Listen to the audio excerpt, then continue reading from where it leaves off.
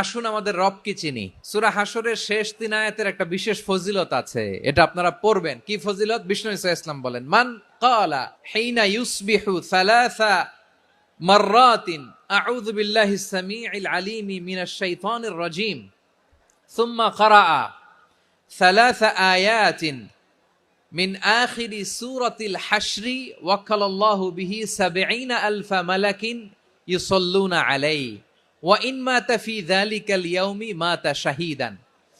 বিশ্বনবী মুহাম্মদুর রাসূলুল্লাহ সাল্লাল্লাহু আলাইহি ওয়াসাল্লাম ইরশাদ করেন, যে ব্যক্তি সকাল বেলা ৩ বার তেলাওয়াত করবে আউযু বিল্লাহিস সামিউল আলিম মিনাশ শাইতানির রাজীম, এরপরে সূরা হাসরের শেষ ৩টি আয়াত তেলাওয়াত করবে, রব্বুল আলামিন ওই ব্যক্তির জন্য ৭০,০০০ ফেরেশতা নিয়োগ দিবে।